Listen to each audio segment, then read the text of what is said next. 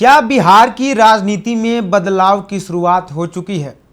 क्या बांकीपुर सिर्फ एक उपचुनाव था या फिर 2030 के विधानसभा चुनाव का ट्रेलर? जिस सीट को भाजपा का सबसे सुरक्षित किला माना जाता था, वहां प्रशांत किशोर ने ऐसा क्या कर दिया कि पूरा राजनीतिक समीकरण ही बदल गया। आइए विस्तार से समझते हैं। नमस्कार, मैं आदर्श, आप देख रहे हैं दर्श न्यूज। बांकीपुर विधानसभा उपचुनाव का परिणाम अब केवल एक सीट का नतीजा नहीं रह गया है। इसकी चर्चा पूरे बिहार में हो रही है, माफ कीजिएगा पूरे देश में। जी, इस उपचुनाव के रिजल्ट पर पूरे देश की नजर थी। कारण भी साफ है, यह वही सीट है जहां भाजपा वर्षों से लगातार जीतती रही है। पहले नवीन किशोर प्रसाद सिन्हा और फिर नितिन नवीन ने इस सीट को भाजपा का अभेद किला बना दिया था। और इस बार तो बीजेपी की प्रतिष्ठा की लड़ाई थी, उनके राष्ट्रीय अध्यक्ष का सीट था। 2025 के विधानसभा चुनाव में भाजपा ने यहां 50,000 से ज्यादा वोटों के अंतर से जीत दर्ज की, लेकिन उपचुनाव में तस्वीर पूरी तरह बदल गई और जनसुराज के प्रशांत किशोर जीत गए। सबसे बड़ा सवाल यही है कि आखिर ऐसा क्या हुआ। आइए एक एक करके उन कारणों को समझते हैं जिनकी चर्चा राजनीतिक गलियारों में सबसे ज्यादा हो रही है। पहला कारण, भाजपा के परंपरागत सवर्ण वोट के बैंक में नाराजगी।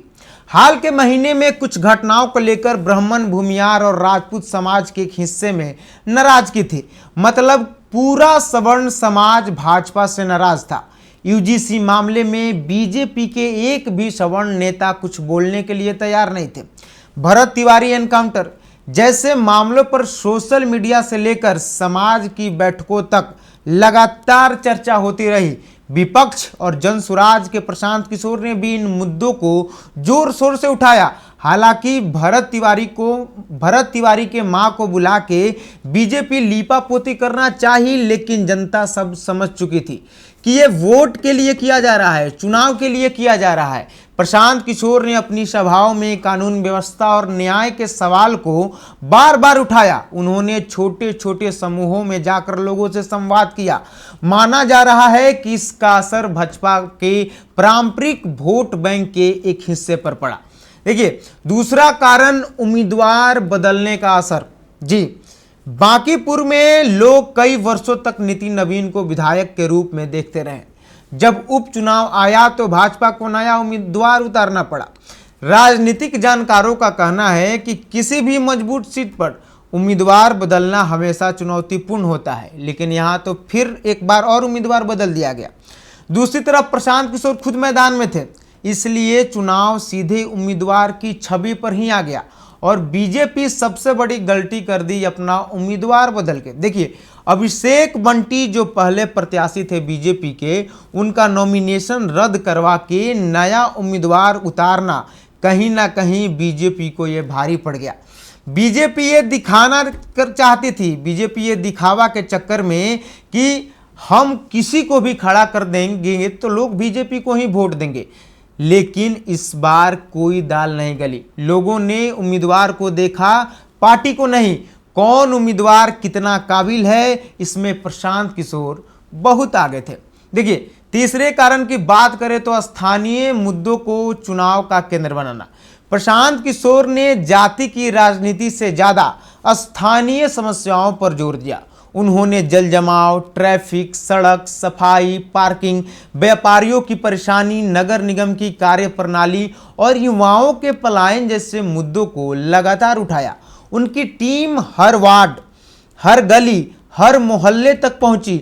लोगों को यह समझाने की कोशिश की गई कि विधायक केवल कानून बनाने वाला नहीं, बल्कि स्थानीय समस्याओं को उठाने वाला जनप्रतिनिधि भी होता है।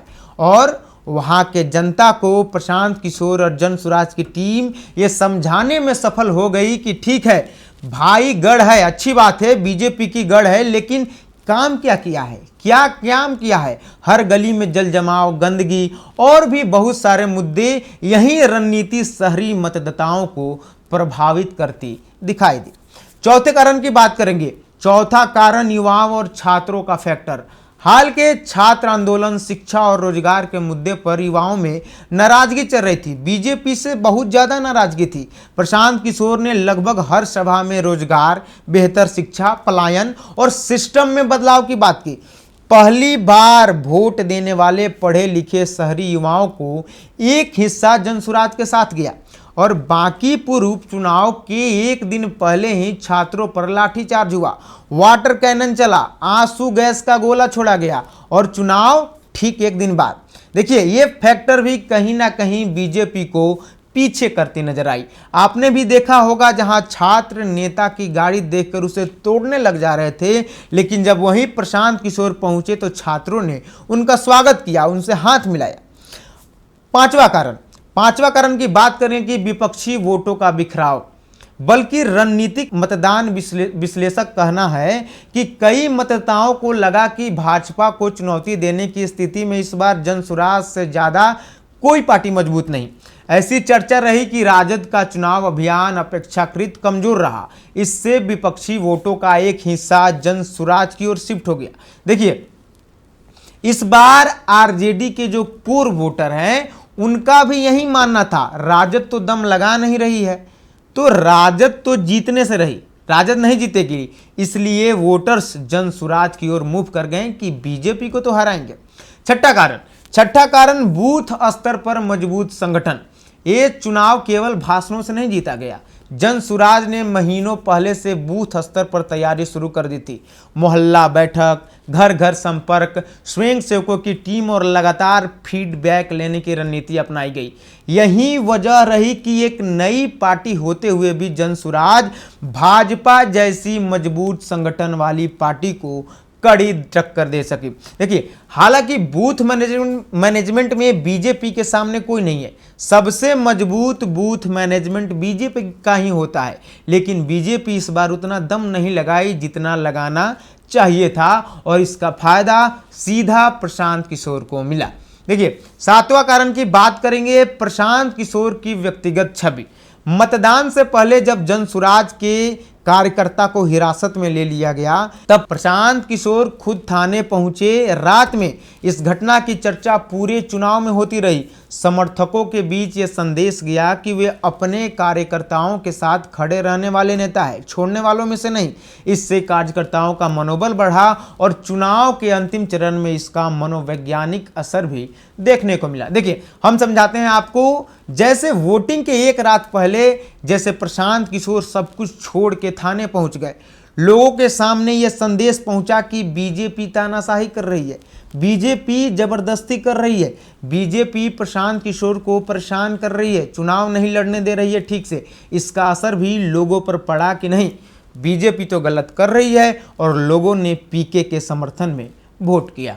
अब समझिए, ये हार सिर्फ एक सीट की हार नहीं मानी जा रही है, बीजेपी की एक सीट की हार नहीं है, भाजपा अपने सबसे मजबूत गढ़ में मुकाबला हारी है। निश्चित रूप से पार्टी को अपनी रणनीति पर दोबारा विचार करना पड़ेगा कि सिर्फ धर्म और जाति के नाम पर चुनाव नहीं जीत सकते। अब विकास, रोजगार, स्वास्थ्य की भी बात करनी होगी, अब पलायन रोकने की भी बात करनी होगी। पीके ने यह साफ कर दिया कि सामने अगर मजबूत उम्मीदवार सही मुद्दे के साथ चुनावी मैदान में उतरती है तो कोई भी गढ़ कितना भी पुराना क्यों ना हो, गढ़ टूटने में टाइम नहीं लगता।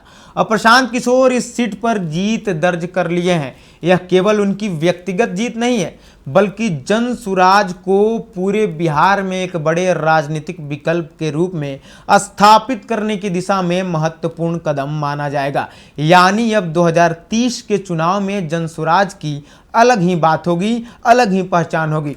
बांकीपुर का उपचुनाव यह बताता है कि अब केवल जातीय समीकरण ही चुनाव नहीं जिताते, उम्मीदवार की छवि, स्थानीय मुद्दे, संगठन, युवाओं का रुझान और चुनावी रणनीति भी उतना ही महत्वपूर्ण हो चुकी है। आखिर आपकी क्या राय है? क्या बांकीपुर का नतीजा बिहार की राजनीति में बड़े बदलाव का संकेत है? अपनी राय कमेंट में जरूर बताइए। देखते रहिए दर्श न्यूज।